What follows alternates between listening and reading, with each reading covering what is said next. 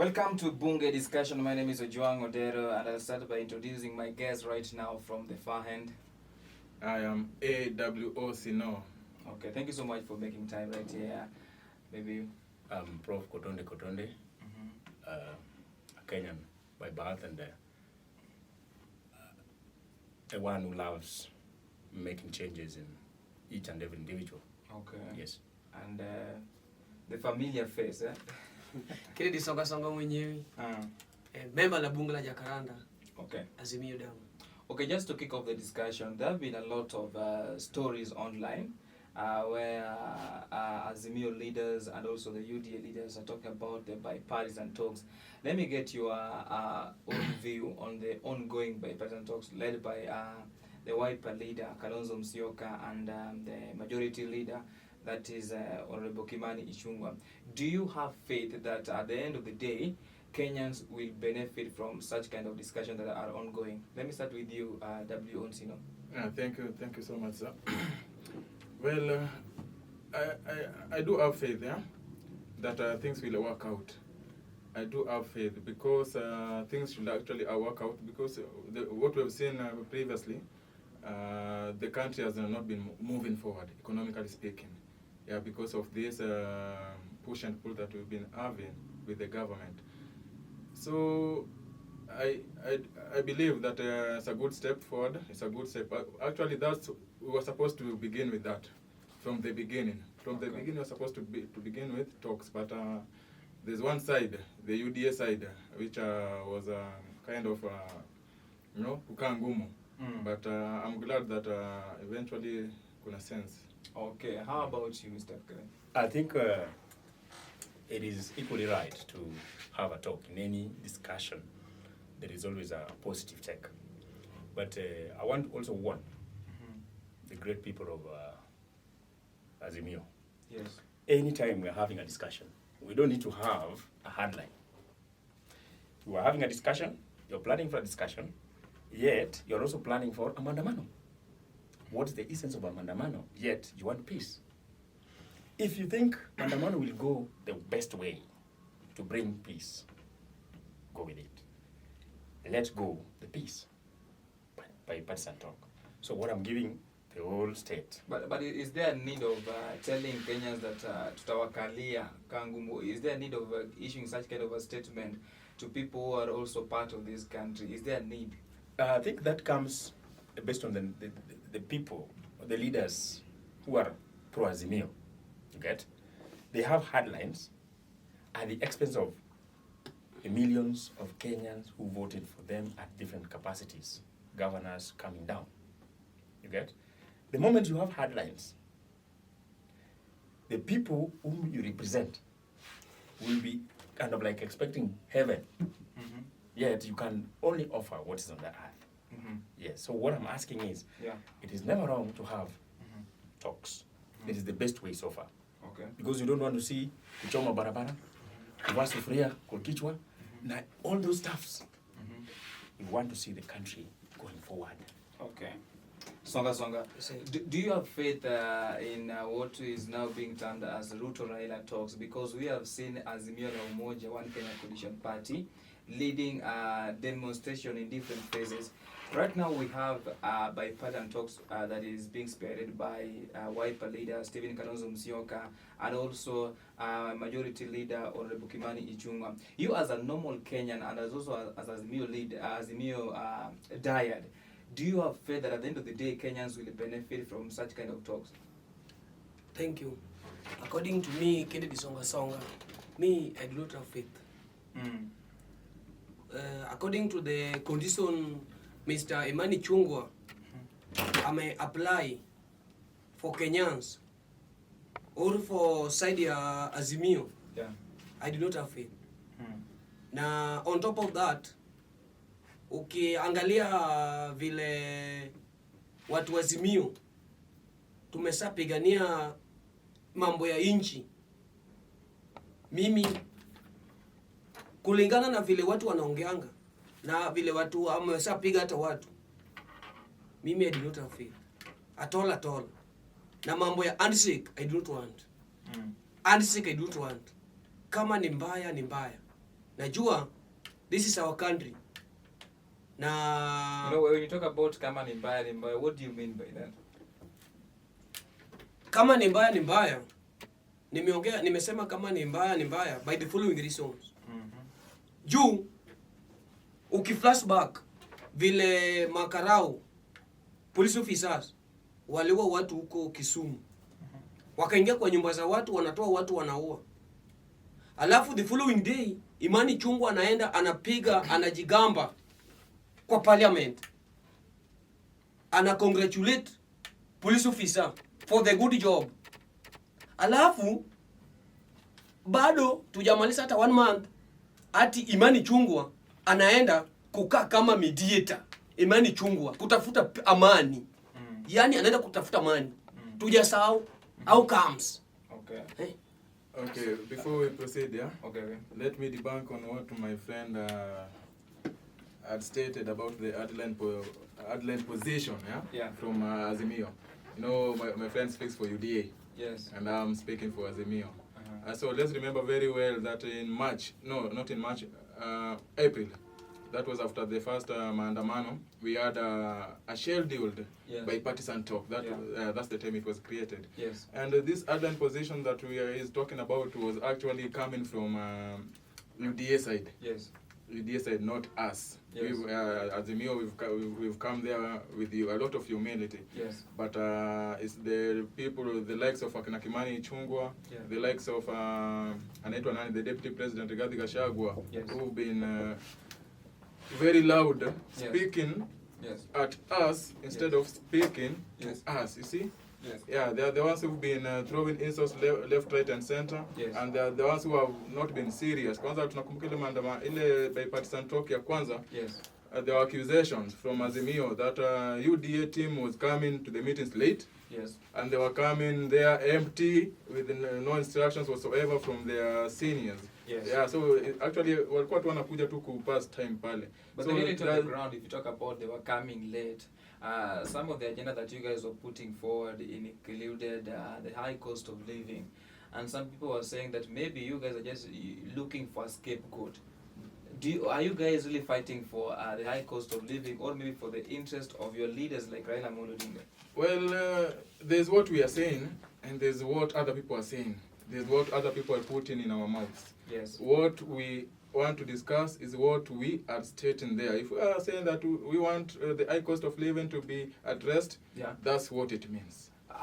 What is the plan? Because I remember very well the United Democratic Alliance combined with Kenya Kwanza, they had a manifesto on how they can reduce the high cost of living. And another thing I'm also asking you, why was Raila Odinga silent? Or maybe why were Azimio supporters silent during the time that Raila Odinga was with Uhuru Kenyatta? And the UNGA, it was for a little bit up to 230 Kenya shillings. Yes. Why were you guys silent? And another thing I want to respond to, how can you guys provide another solution? Because you know very well we are having a problem. So tell us why you guys were quiet. Number 2, are you guys fighting for your own interest? Number 3, what are some of the solutions that you can provide on the table if you guys are now given an opportunity to talk about the high cost of living? Because Kimani Ichung'wah said very well, we don't want to talk about the high cost of living. Well, let it be remembered that Raila Odinga unveiled a parallel budget, an alternative, and gave Dr. Ruto an alternative. But the dynamics have changed. We were silent. Let's say Raila was silent during the second term of Uhuru Kenyatta, when the prices were skyrocketing, as opposed to right now that we are making a lot of noise left, right and center because of the same issue. So you putting it like maybe there's some hypocrisy on our side, Okay. But the dynamics have changed, you know. There was Corona, we were battling Corona. Yeah. Then there was the Ukraine war at that time. Now we don't have those situations at the moment. Yes. Yeah, so the cost of living should actually be coming down. Okay. But so what the government is doing, is wanasema nini, kuongeza chumvi katika kidonda. Because putting all these factors pamoja, all these effects of Corona and the Ukraine war and whatever, it's not the right time for them to also impose additional taxes on the people. It's not the right time for them. Okay. Allow me. Thank you for that. Before you rebut about that, Deputy President of the Republic of Kenya, that is the current President, William Samoei Ruto, he was in government. As UDA, what are some of, why are you guys now saying that, okay, the high cost of living, you can improve on it, and yet the same president was the Deputy President then? Why is it, there's something that Kenyans are not understanding. Because he was a Deputy President, he's now a President. So, kindly tell our viewers, how are they going to do it? Because they have been saying, oh, by September. In fact, we have 14 days to September. Yes. Do you think President Ruto has got what it takes to reduce the high cost of living in Kenya? Being that some people have termed it the promise guy. Thank you very much. Yes. I want to tell the Kenyans across the globe, wherever they are. Before I do that, let me correct my learned friends. You can't take the law and rape it and go scot-free. Okay. That one is very clear. You can't tell me that you can go to the streets, destroy people's properties, and fail to face the wrath of the law. That one we cannot lie about. We cannot lie. And I must warn my fellow youths across the globe, across the country. Let you be warned. The moment you enjoy your right and you sit on someone's right again, you will have to get it right. On the same, you've just asked me, like, how are the plans to make the economy grow based on food security? How I wish we could get it from these two. But let me give them some. Okay, yes, got a question. Let me give him that. I have a question to my friend. My question is coming direct to him. If we flashback, Baby Pendo alikuwa kwa maandamano. Masaa alitoka kwa risasi. Baby Pendo alikuwa kwa maandamano. Na wale vijana wawili walitolewa kwa nyumba, walikuwa kwa maandamano. Was Ruto in a government at that time? I mean, was he the president? Wale vijana wawili sasa wako na 1 week kaburini. Ni government ya Ruto. What my UDA friend is not telling us, he's just asking a question, but he's not telling us what should come of those people who destroy property. Should they be killed? Let me tell you. Oh, let me. Is that what the law says? The law is very clear that enjoy your right, but not infringing other person's right. At the time you're going for mandamanos and the walks, we had Mama Mboga, Mama Nini, Boda, and everybody. They were very keen on working on reviving the economy and even making a life for themselves. Okay. What were they going on with the project? Were they going on? Okay. They could not, because at that time you guys were carrying pangas, you were doing a lot of kuiba, now wizi. Okay. What is it that you Because wanted? And then the government also, you were also fighting and even eating the police officers who are coming to give you some security. Because I'll give you like 30 seconds to respond to that before we go to that. Asante sana bwana rafiki yangu. It is good to tell the truth because watu wengi wamekaa chini wanataka kusikia sisi kama vijana tunasema nini about the government. Wewe una support government. Unasema watu wengi walibeba panga. Watu wengi walibeba rungu wakienda kwa demonstrate. Very true. Okay. No, according to me kidi songa. Mimi nilikuwa kwa barabara. Kumbuka. Hakuna siku tulisaenda kwa barabara. Okay. Tukienda unapata kama tukienda mbele makarao kwanza ndio wanatupa tear gas. Wakitupa tear gas, wewe una expect what? Tukienda hivi wanatupa tear gas. Tukienda wanatupa tear gas. Ile masaa walikuwa wanataka kuua Raila Amolo Odinga. Wanatupa risasi ndani. Raila Amolo Odinga anatupa mawe. Okay, you want to say something? Yeah, I can say something. Just like yeah? 15 because seconds. My friend from UDA and all other UDA minions are very quick to quote the law, the constitution, yeah, to suit their narrative. But the same law says that the police are only supposed to be present in the maandamano to escort the protesters, not to derail them, not to try stopping them, not to, you understand, not to throw tear gas canisters at them, yeah?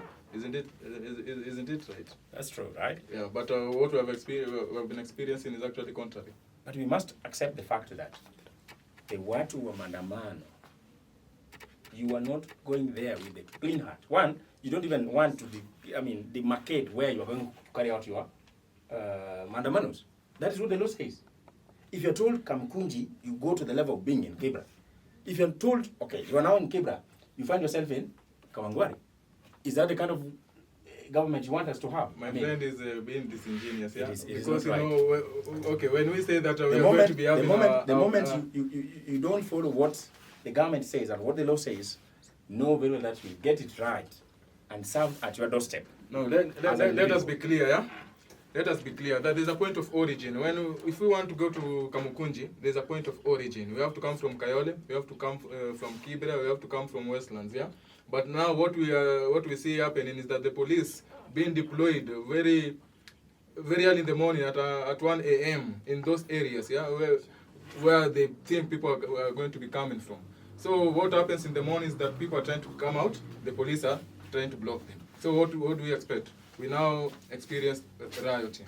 Now it's not like you're putting it that we are telling the police that we are going to be in Kamukunji, but at the same time protesting in Kibra. No, it's the police who are doing whatever. Unaona, kuzuia watu kutoka. Okay, let's talk about the issue about the devolution. About James Agribo Borengo saying that the Azimio leaders, maybe the Azimio governors, some of them might not attend the devolution conference because of their security personnel that were withdrawn by the government. Do you think it is necessary? Let me get your view on this. Let me start with you, the UDA man. I think with that, Orengo is just trying to meet his ego. One, the president will be having not only Kenyan visitors. And the moment you see the president with foreign, we call them officials, you must expect great stuffs. You must expect good things. The moment you fail to go to an event organized by His Excellency the President, right, Honorable Dr. William Ruto, what do you expect? Because in our very constitution, we are given articles that the national government and the county government must work together, though they are autonomous. Yes. The moment you don't work, the moment you say, kind of like, you tell your region to segregate themselves from attending such a national event, you're like saying, I don't want anything good coming from it. Yet, there's some sectors which are devolved. Okay. Where will you get the funds? Where will you get the connections? Where? The moment you go that road, the people who are going to suffer so much are the electorates. Those are the people who will be suffering. Because to him, he has the privilege. And he has everything that it takes. What is that Orengo is missing on earth, if not being a president? What is it? He has already become what he wants in life. Okay. You get? So the moment it goes contrary by saying, I don't want this region to segregate themselves from the people who voted for him, should check Orengo one-on-one. Okay. Because he's misguiding the country. Songa. Thank you. According to me, what I can say, nime collaborate na Orengo kabisa. Na I support Orengo 100%. Orengo, do not attend that meeting. Do not attend that meeting. Not only Orengo, but all the Azimio governors. I do not want them to attend that meeting by the following reasons. For example, jana Raila Amolo Odinga alikuwa kwa matanga Kisumu. Governor wa Kisumu ni nani? Professor Nyang'nyum. Leo Homa Bay watu walipigwa risasi. Last time Siaya James Orengo watu walipigwa risasi. Bado watu wanalia. Not only if you go to that meeting ati utapewa development, hakuna. Kwa hii this government hakuna development. 100% within 5 years, good 5 years, if 9, 10 month, 11 month, hakuna kitu kizuri imeshatoka. Kama kureduce tu bei ya unga ndiyo ngumu, so kujenga barabara itakuwa haje. Let me correct you. This government, as of today, this government is close to 9 months. But officially working and operating as a government is close to 5 months. Why? Because the CSS, the PSS were just inaugurated the other day. You must know that some of them are learning. Some of them are getting offices which were already dilapidated. The coffers were already dilapidated. Okay. Let me get started. Okay, you know, my friend, I don't know when he was born. It seems like to be stuck with the old constitution, the Lancaster House constitution, yeah? Forgetting that we are operating with a new constitution, the 2010 Bomas constitution, because with this constitution, development is not anchored in State House. It is anchored in the Constitution of Kenya with devolution. And I like what Mr. Orengo said, because you see, this government, we must respect each other. We are talking about security of some Azimio MPs have been withdrawn. Then at the same time, you want us to sit on table with you. Where's the respect? Where is the respect? So I like that stand, and I also admire the stand that we leaders from Luo Nyanza exhibit, because some will call it pride, yeah? But let me say that no matter the economy of the jungle, the lion will never eat grass.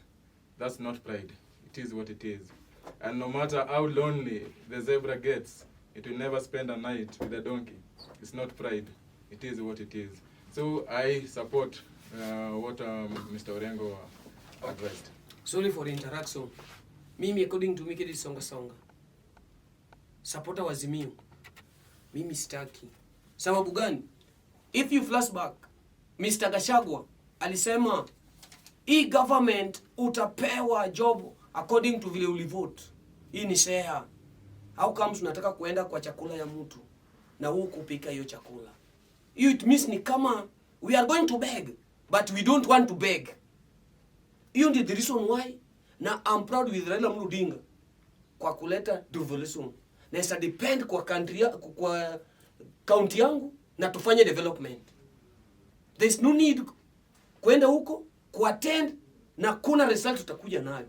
Walisema hii ni share. Sasa vile walisema ni share, hii serikali ya community mbili. Wakikuyu na Rift Valley. Let them go and attend that meeting. Okay, because of time, let us talk about the Mutahi Nguni defection. Actually, Mutahi Nguni used to be a technical advisor to the former president of the Republic of Kenya. Do you think seeing somebody like Mutahi Nguni defecting from Azimio, not of Azimio, but supporting Azimio, supporting Azimio, do you think it has got an impact on the side of Azimio and the government? Let me start with you. I think, first of all, I want to welcome Comrade Prof.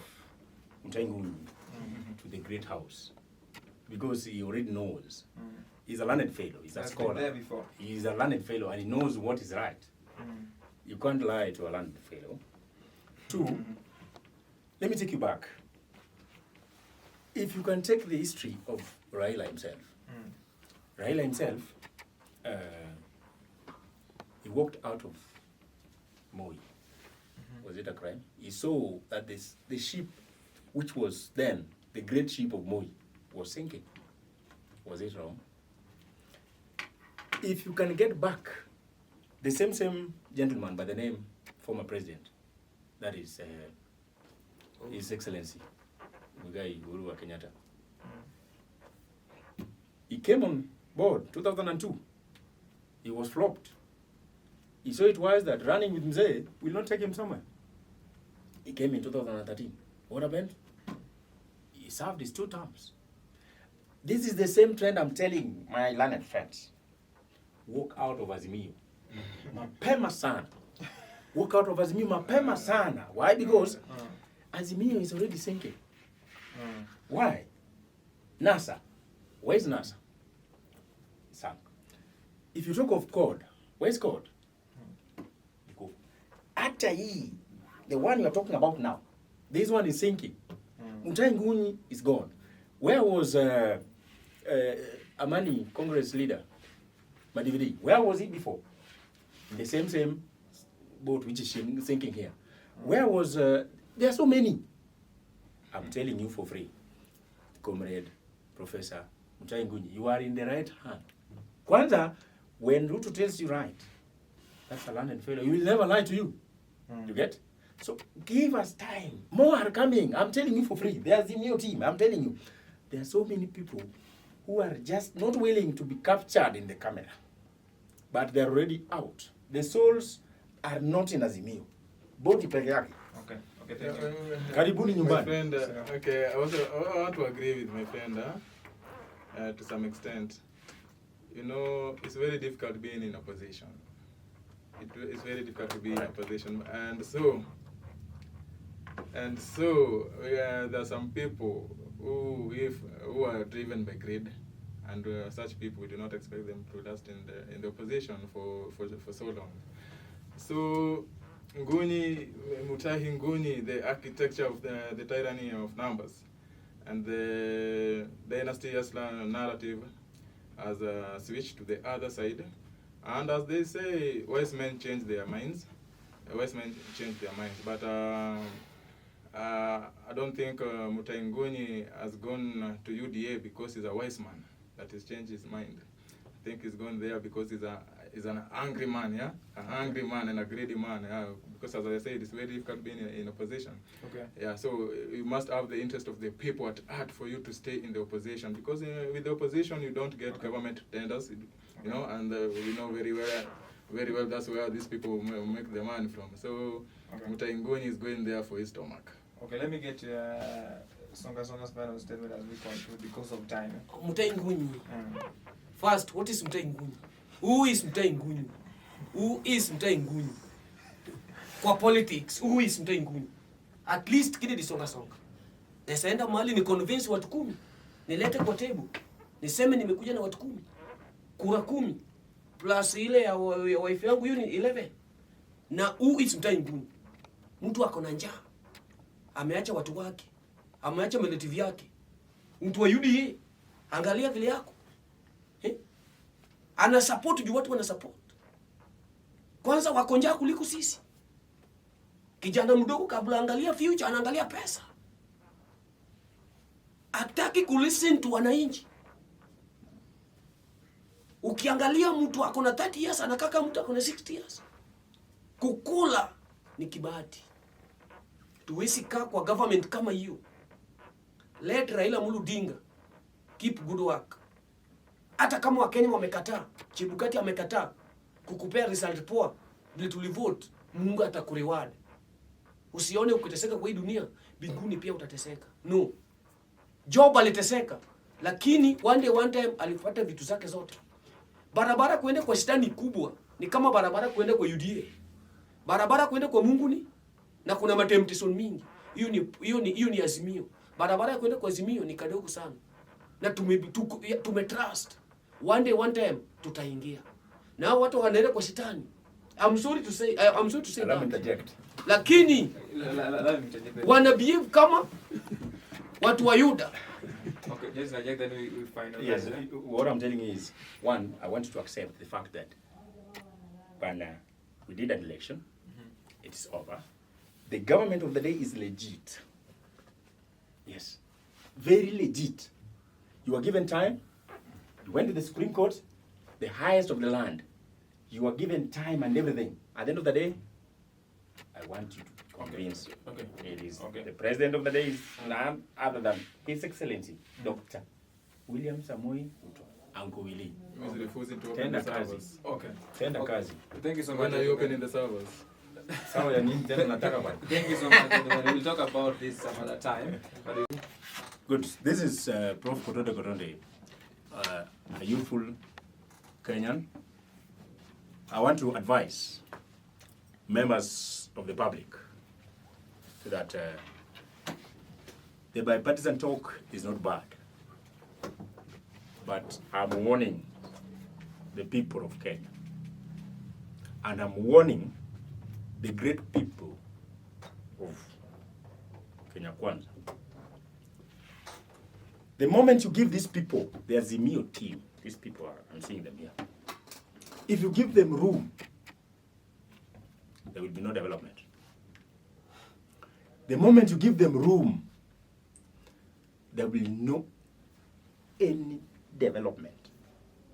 You remember the time, there was a lot of pressure, Raila, placed on the great man, son of the soil, and the great son of Mau Mau, His Excellency, Uhuru Muigai Kenyatta. When they took time and had a handshake,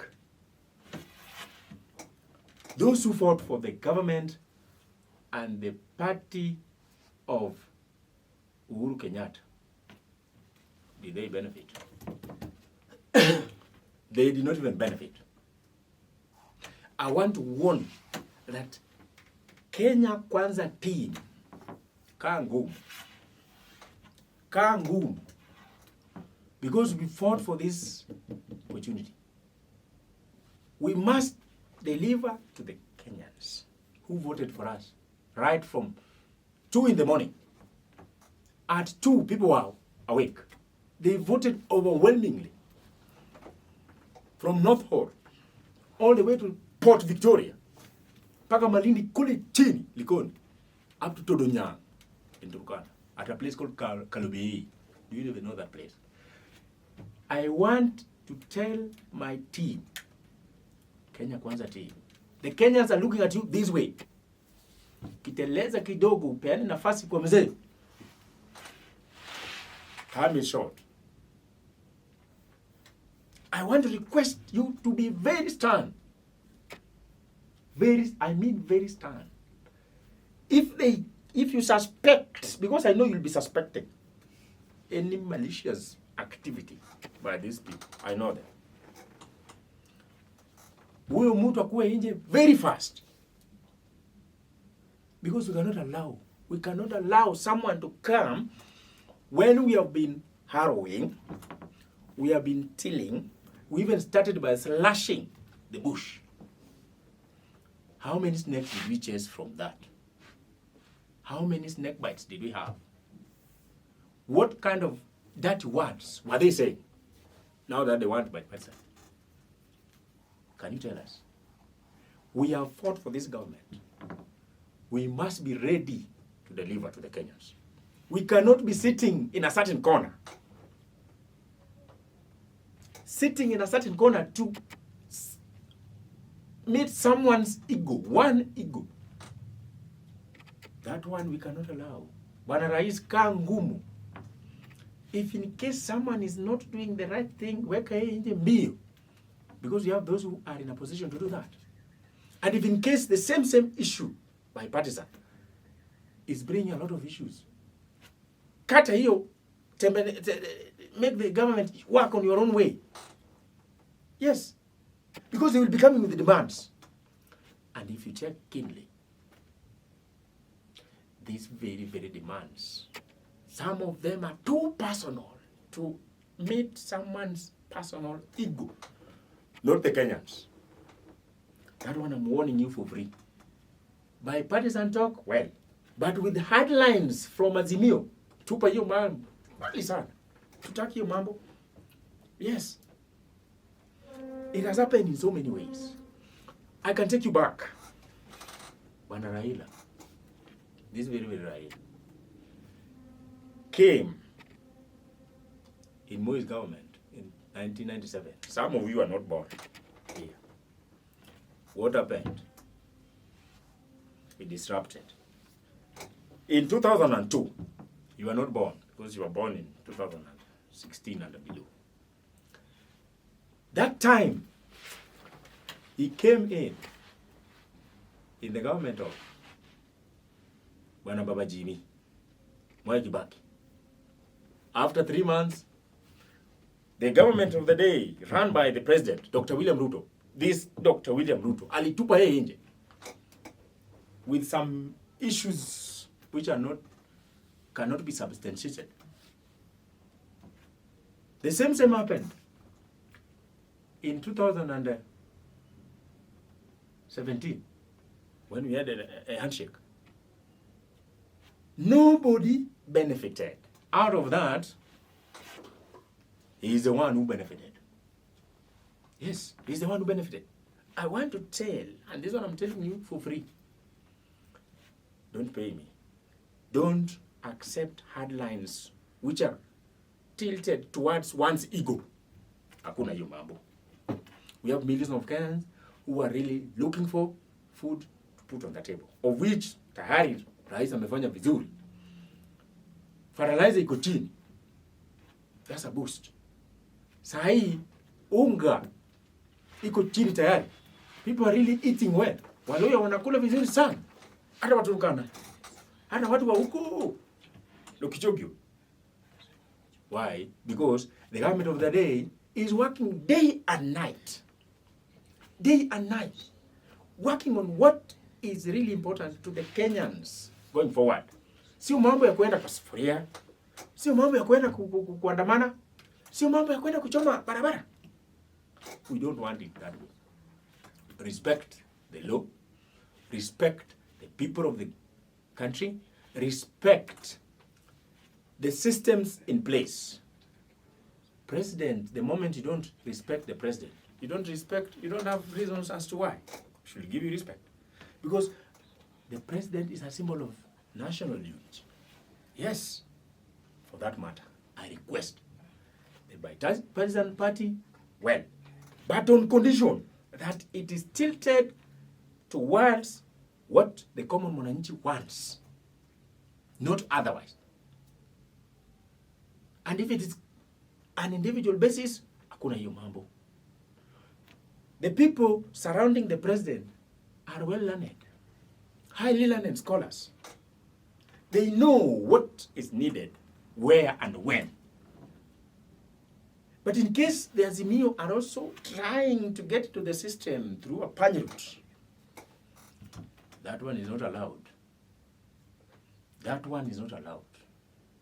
I want to congratulate the team that what they're doing is right. Let it be open in a public gathering where we can access, Kenyans can access the information and what they're asking and why, properly and squared.